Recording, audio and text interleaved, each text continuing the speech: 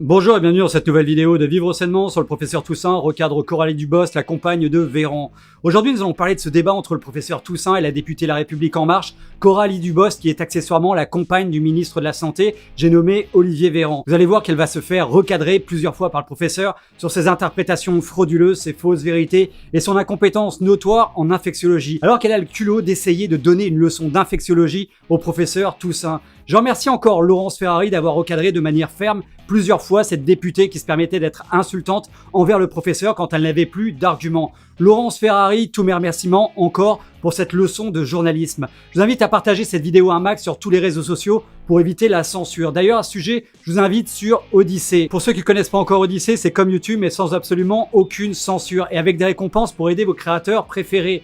Regardez dans la description, je vous ai mis le lien ci-dessous pour vous inscrire. Je mets du très lourd en ce moment et ça va vraiment continuer. Alors venez nous rejoindre, nous sommes déjà plus de 21 000 sur ma chaîne Odyssée et de plus en plus de youtubeurs nous rejoignent. Je vous remercie aussi de votre aide pour ma cagnotte Tipeee et ma cagnotte Paypal pour toutes mes vidéos qui sont démonétisées. Alors écoutez, juste maintenant, le professeur Toussaint va dire quelque chose de très vrai. Et écoutez bien, juste au début, vous allez entendre un son faisant « non, non ». Alors je vous mets tous au défi de découvrir ce que c'est. Petit indice, ce n'est pas un chien. Si les mesures doivent être proportionnées, elles doivent être adaptées à ce chiffre de mortalité de 27 décès hier pour 1600 décès des autres causes que sont le cancer, les maladies cardiovasculaires, les accidents de la voie publique, les accidents de la vie courante, les maladies infectieuses autres.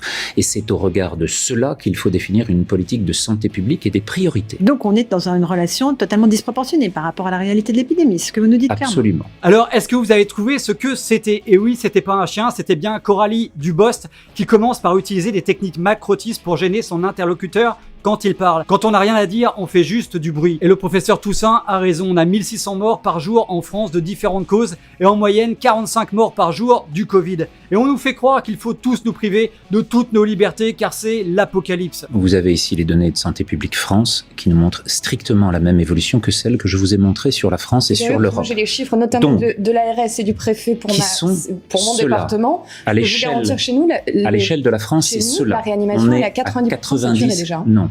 Le ministre de la Santé a annoncé le 27 août. Le ministre de la Santé a annoncé le 27 août 29 000 places en réanimation. 29 000 places en France, nous en sommes actuellement à 1000, c'est-à-dire à 3%. Et je confirme car regardez cet extrait. Ce qui fait que nous sommes capables d'accueillir et de soigner jusqu'à 29 000 malades en réanimation et 12 000 si c'était nécessaire un jour donné. Donc cette capacité d'amplification des structures, des lits, des services de réanimation, elle est réelle. Donc le ministre de la Santé, qui est son mec, nous confirme bien que nous avons une capacité de 29 000 lits et actuellement seulement 1000 lits sont occupés. Donc elle devrait quand même le savoir, mais vous allez comprendre comment il fraude sur les chiffres un peu plus tard dans cette vidéo. L'ensemble de ces points-là doivent être remis sur les capacités de la totalité du système de soins français. Et si c'est le cas, ce système hospitalier public et privé doit être utilisé à hauteur de ce qu'il mérite.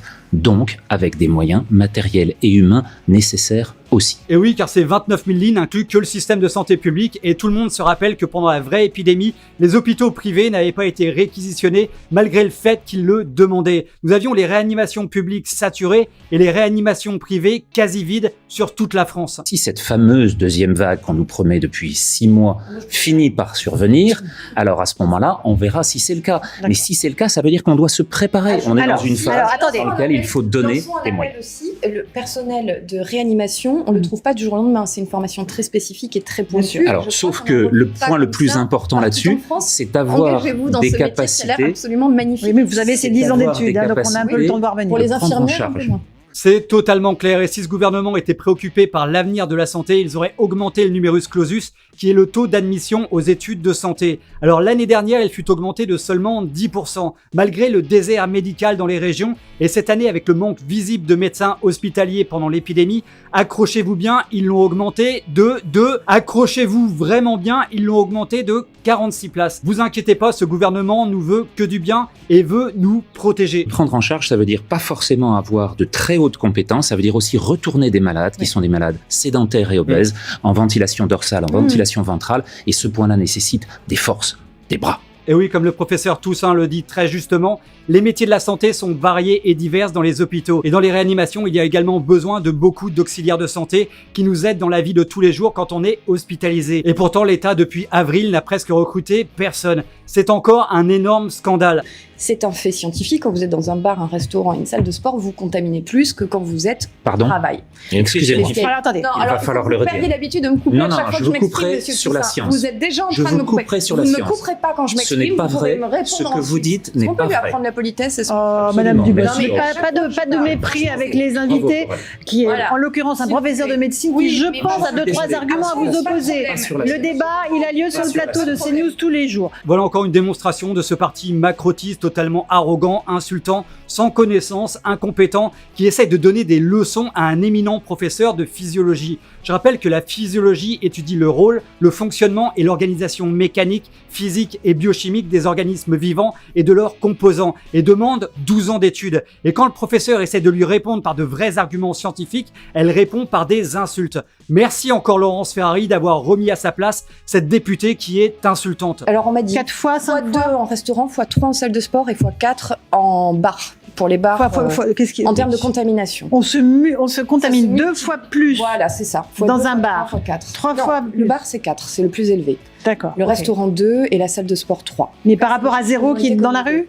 Par rapport à la Communiquer. situation de quand vous êtes au Bon, ok. travail. Voilà donc au travail, quand tu bosses pour gagner une misère et pour goinfrer ceux qui nous dirigent, tu ne contamines pas. Et là, non plus.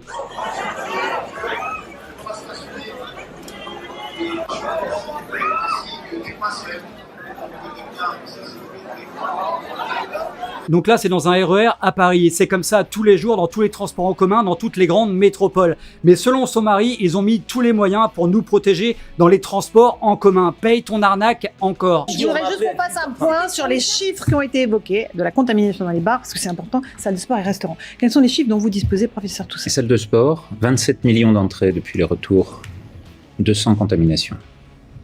On est inférieur à 10 par million d'entrées.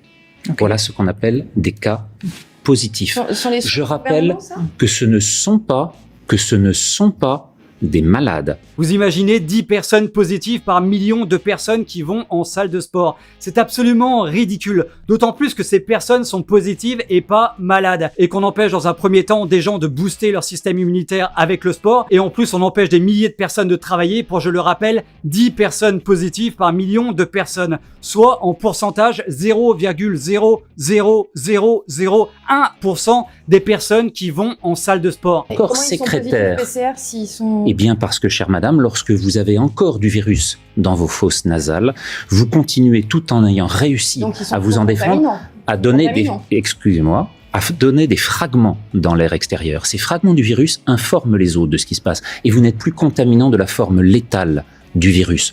Autrement dit, on a 90% actuellement des 10 000 à 16 000 cas positifs par jour qui sont des gens qui ne sont pas transmetteurs, voire qui sont guéris. Donc voilà encore une leçon magistrale donnée à cette femme qui sait tout, qui a tout fait, qui est la plus belle. Et donc pour tout ça, on détruit l'économie de notre pays, on détruit l'économie des Français, on nous divise, on nous met la muselière et on nous dresse comme des chiens à accepter la dictature mondiale qu'ils mettent en place pour une épidémie qui n'existe plus selon les propres chiffres du gouvernement. Et on a noyé au milieu de tout cela les malades qui auraient besoin justement d'être diagnostiqués et sur lesquels les laboratoires n'arrivent plus, faute de réactifs, à pouvoir donner Alors. l'ensemble de ces résultats. Non, alors, Donc sur on les est en salles train de de sport. noyer le Ok, poisson sur les salles dans de une sport. communication, vous m'avez dit communiquer, mais dans une communication du gouvernement qui s'égare. Et oui, tous ces tests massifs ne servent qu'à 3 choses. Faire gagner un maximum de pognon au laboratoire, environ 350 millions d'euros par mois, noyer les vrais malades dans le lot immense de faux positifs pour saturer les services hospitaliers et enfin retarder les résultats afin que les vrais malades puissent contaminer plein de monde,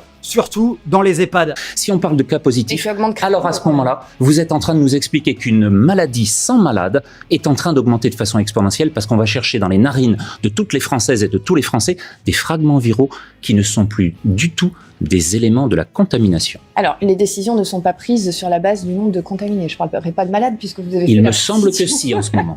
Non, en Il tout me cas, semble que écoutez, si. Ce n'est pas du tout les chiffres qui ont été avancés, c'était sur la base des réanimations. Ça, c'est très clair. Donc, ça a été expliqué plusieurs Ce fois par sont le sur la gouvernement. base des cas Les chiffres positifs. que vous... Encore une fois, cette Coralie Dubos nous raconte n'importe quoi. Comme on peut le voir sur ce tableau que tout le monde a déjà vu partout aux infos ou sur internet, la fermeture des bars et des restaurants de Marseille, entre autres, a bien eu lieu sur la base de l'incidence, donc le nombre de cas positifs pour 100 000 habitants, et pas sur la base de la saturation des lits de réanimation. Encore une fois, bravo professeur Toussaint de rétablir la vérité. Vous évoquez. Ce sont ceux de Santé publique Juste une France. question, monsieur Toussaint. Les chiffres que vous évoquez, quelles sont leurs sources? Est-ce que ce sont les mêmes que ceux du Haut Conseil scientifique? Alors, c'est le Haut Conseil de la Santé publique et en face de cela, nous avons un conseil scientifique de la Covid dirigé par monsieur Jean-François Delfrécy qui devrait terminer ses travaux le 30 octobre à sa demande et sur lequel nous avons un comité politico-sanitaire qui donne de l'interprétation des chiffres donnés une variation totalement catastrophiste. Et oui, car eux, au lieu de communiquer sur le nombre de morts réels du coronavirus qui est à peu près similaire à la grippe, environ 45 morts par jour alors que nous avons 1600 morts par jour de différentes pathologies, le conseil scientifique fait une communication apocalyptique sur le nombre de cas positifs en France, qui contient 95% de faux positifs. Et parmi les 5% positifs restants, une très grande majorité sont des personnes asymptomatiques ou juste avec un rhume. Alors YouTube, je ne fais que répéter ce que dit le professeur Toubiana, chercheur à l'INSERM et surtout directeur de l'IRSAN, qui est l'institut en charge d'analyser toutes les épidémies. Donc il sait quand même de quoi il parle, le monsieur. Reconfiner, et le Premier ministre le sait parfaitement, serait une erreur qui conduirait à une démission et à une défaite immunitaire, économique, sociale et sanitaire. Immunitaire, parce qu'il faut qu'on essaye de se construire cette fameuse immunité collective. Ces éléments-là sont ceux sur lesquels les pays qui n'ont pas confiné sont en train de nous démontrer l'excès qui a été le leur est en train de devenir une diminution de la mortalité actuelle sur laquelle nous faisons maintenant l'apprentissage de ce qu'est l'immunisation collective. Et oui, donc on peut prendre l'exemple le plus frappant, celui de la Suède, entre autres, qui n'a pas confiné du tout, sauf les personnes à risque, n'a aucun masque dans les rues et continue leur vie tranquille en faisant attention sans psychose apocalyptique. En regardant ces courbes, on peut voir qu'il reste encore quelques cas et qu'ils sont en nette diminution par rapport au pic de l'épidémie. Mais surtout, on peut regarder ce graphique où l'on peut voir facilement que le nombre de morts est totalement en baisse et qu'il n'y a plus de morts depuis 3 jours. Voilà, donc chez eux, ça fonctionne super bien, mais chez nous, le virus est toujours le super grand méchant loup qui va tous nous tuer. Parler de la Suède notamment, qui a confiné ses EHPAD depuis 7 mois, on est d'accord, hein. Qui a fermé une partie de ses EHPAD sans avoir le confinement strict et l'isolement et l'abandon dont malheureusement les résidents français ont dû subir les effets, et également laisser les restaurateurs et les bars ouverts avec une distanciation physique et ne pas recourir aux masques à l'extérieur, chose que le ministre de la Santé dans son audition au Sénat a reconnue comme inutile jeudi dernier. Et là, vous vous dites, non, mais sérieux, il a pas dit ça, le véreux. Oups, le Véran, problème d'articulation. Bah écoutez ce qu'il dit à propos de la grippe devant la commission du Sénat la semaine dernière. Donc habituellement, elle intervient en France à partir du 20 décembre. Il y a des raisons de penser qu'elle interviendra encore plus tard. Elle a été faible, masque, gestes barrières, enfin, surtout gestes barrières d'ailleurs, parce que le masque, les études montrent que ça marche pas trop là-dessus. Et pour vous, on n'est toujours pas dans cette deuxième vague. Donc voilà, le masque, ça marche pas du tout pour la grippe, mais pour le virus de la Covid, qui est plus petit que le virus de la grippe, bah ça fonctionne. Alors faut pas essayer de chercher à comprendre, il n'y a rien à comprendre, à part que ces gens-là sont vraiment dangereux pour notre population. Toujours pas, on voit une ascension 20 fois plus faible, on voit que l'Espagne est remontée à 100 décès par jour, qu'elle s'y maintient depuis 2 semaines et qu'il n'y a plus d'augmentation. Et en France, une fois de plus, on est passé il y a 10 jours vendredi, 123 décès sur une seule journée, 78 mardi, 53 jeudi et hier, 27 décès. Il faut me faire comprendre comment les exponentielles qui sont soi-disant ascendantes donnent des chiffres qui diminuent. Et oui, d'autant plus qu'ils nous trompent encore sur la marchandise, comme on dirait, en nous trompant avec des nombres de morts qui sont bizarrement erronés quand ils veulent reconfiner. Vous ne me croyez pas? Alors écoutez. Je vous rappelle que ce week-end, on a eu 376 décès supplémentaires en France qui ont ensuite été dispersés de façon ahurissante. La première parce que les 123 patients décédés dans un seul hôpital de l'Essonne étaient en fait décédés sur l'ensemble des 3 mois de l'été. La seconde parce que l'erreur qui était affichée par Santé publique France a été corrigée après les journaux de 20h. Dans la nuit. Ah, c'est terrible. Donc, voilà, et on comprend bien l'idée de tout ça encore, c'est créer la peur pour nous priver de nos libertés. Les Suédois vivent une vie tranquille sans seconde vague, les Chinois aussi, les Sud-Coréens aussi, les Africains aussi, à qui on annonçait la mort par dizaines de millions de morts. Au final, ils ont un taux de mortalité extrêmement faible comparé à la France qui est la championne du monde de la mortalité. Et on continue exactement avec les mêmes qui nous ont plongés dans cette misère sanitaire, sociale et économique. Décider, ça veut dire surtout suivre ces décisions au jour le jour Bien sûr. et savoir en changer. Et C'est ce savoir qu'on en a changer, fait, on a confiné, ça veut dire déconfiné, ne remis pas la liberté, remis la rester sur une seule analyse catastrophiste qui est celle-là. Vous avez bien entendu ce qu'elle dit, c'est très rapide mais très révélateur. Elle a dit on a confiné, déconfiné, remis des libertés, remis des restrictions. En gros, ils jouent avec nos vies. Ils voient comment le peuple est capable d'obéir aveuglément. Ces gens-là sont vraiment en bande organisée pour nous esclavager. Ils ont les médias, la justice dans leur poche et nous amènent dans le chaos le plus total sous couvert d'une nouvelle vague qu'on attend depuis avril, mais qui va toujours arriver dans les 15 prochains jours. Ce que l'on voit maintenant, c'est que le confinement... Non, laissez-le terminer. Non, Ce laissez-le que l'on terminer. comprend maintenant, c'est que ce confinement qui va aboutir à une destruction sociale, économique majeure, qui n'a rien à voir avec l'épidémie elle-même de coronavirus, va être suivi d'effets sur lesquels il faut pouvoir maintenant prévenir. Et attention, il faut avoir la capacité de protéger les citoyens des décisions Alors, du gouvernement qui vont être on prises. est d'accord. Et là, j'applaudis. Vous avez entendu ce qu'il dit, il va falloir protéger les citoyens des décisions du gouvernement qui vont être prises. Je pense qu'on ne peut pas être plus clair. Ce gouvernement nous mène vers la ruine en refermant tous nos commerces, en distribuant l'argent public aux laboratoires, en disant qu'ils aident certains secteurs alors qu'ils donnent massivement aux entreprises du CAC 40. Vraiment, ils se foutent royalement de nous, les gueux. protéger les citoyens des décisions du gouvernement. Les mots intéressants. Il y a des éléments sur lesquels cette Non. précaution-là doit aller, y compris sur les erreurs que l'on fait dans les décisions. Mais C'est là, on n'est maintenant pas qu'il faut confiné, avoir on fait ça. tout ça, on n'est Alors, pas Il confiné, me on semble fait que justement on des est les pas gens qui vous entendu. disent à 90% de chiffre d'affaires en moins à Paris Mais et vous à voulez que je vous dise Marseille pour le chiffre sont en d'affaires, train de pardonnez-moi, je vais être très s'effondrer. franche. Sont en train de Économiquement, je vais être très s'effondrer. franche. Vous savez qui j'ai D'accord. parlé aussi ce week-end? Parce que comme je suis députée, je parle avec tout le monde sur mon territoire. Oui, Et bien, mais le pas secteur ça. de l'événementiel, Chacun parle avec tout le le monde. secteur de l'événementiel, des chefs d'entreprise sont venus me dire, nous, les restaurateurs qui gueulent, on comprend pas. Parce que nous, c'est terminé depuis février Vous pourriez dire ce l'activité. que- Voilà, super la députée. Donc les restaurateurs, fermez votre gueule. Voilà le message de cette chère députée à des gens qui ont investi toutes leurs économies pour ouvrir un commerce, embaucher du personnel, créer de la richesse, de la vraie richesse pour le pays. Eh bien, amis restaurateurs, fermez votre gueule. La communication du parti macrotiste,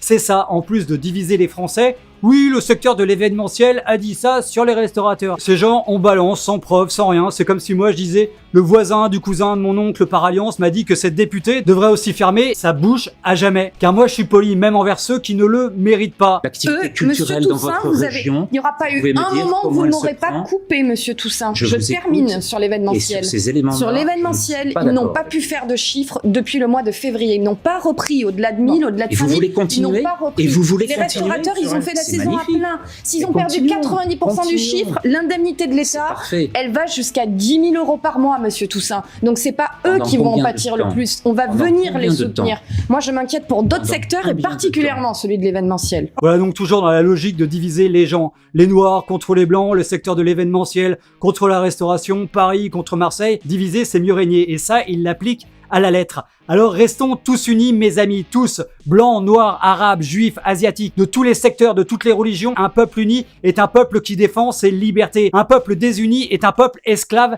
d'une poignée de pourris. Alors restez bien avec nous pour la dernière séquence, le professeur Toussaint va encore être magistral. Franchement, heureusement que la France possède encore des hommes intègres et courageux. Abonnez-vous également à la chaîne et rejoignez-nous sur Facebook, Twitter et Odyssée pour rester en contact si la chaîne venait à être suspendue. Car oui, ça pourrait arriver. En ce moment, c'est l'hécatombe chez les youtubeurs. Un dernier point, j'ai ouvert une cagnotte Tipeee, une autre sur PayPal pour tous ceux qui pourraient m'aider à rester indépendant. Je vous remercie vraiment tous d'avance. Alors, professeur Toussaint, les masques, ça marche? Cette mesure a donc été décidée en France pour l'ensemble des milieux ouverts pendant l'été et nous sommes passés dans le même temps de 1300 contaminations chaque jour à 13 000 contaminations au bout de 2 mois. Je me demande comment, sur le plan épidémiologique, on peut arriver à une quelconque démonstration de l'efficacité de cette mesure, si ce n'est en faisant penser que celle-ci répond à la pensée magique. Et oui, on continue à croire des gens qui nous racontent n'importe quoi depuis le départ. Une erreur peut arriver, 2 erreurs aussi. Allez, 10 erreurs, ça peut aussi arriver. Mais ces gens-là nous font une compilation massive d'erreurs depuis le début, qui nous coûtent des vies, nous ruinent et nous privent de toutes nos libertés. Nous n'avons qu'une seule vie et ces gens ont déjà ruiné une année complète de notre vie en nous traitant comme des chiens. On est sur 10 fois plus alors qu'on s'attendait à voir 10 fois moins par l'efficacité des masques en milieu extérieur. Autrement dit, cette mesure qui a été quand même plus ou moins difficile à croire de la part d'un ministre de la Santé qui a dit une fois que c'était inutile, une fois que c'était obligatoire, nous revient maintenant avec l'absolue incapacité d'en faire la démonstration. Mais professeur Toutes les Toussaint- mesures sont alignées sur cet élément. Voilà, et même comme on l'a vu, il a reconnu la semaine dernière devant le Sénat que c'était parfaitement inutile. Mais c'est pas grave, on continue quand même avec le masque car ça rapporte aux intermédiaires. Ça remplit aussi les caisses de l'État avec les amendes. Et ça permet par exemple de payer un nouveau bureau à Macron rempli de feuilles d'or d'une valeur d'environ 930 000 € pendant que le peuple crève la dalle. Regardez dans les sources de cette vidéo pour vérifier. Et vous, qu'en pensez-vous? Voilà, cette vidéo est terminée pour aujourd'hui. J'espère qu'elle vous a plu. Si c'est le cas, cliquez sur j'aime et partagez massivement sur les réseaux sociaux. Abonnez-vous à la chaîne si ce n'est pas encore fait et à très bientôt pour une toute nouvelle vidéo sur Vivre Sainement.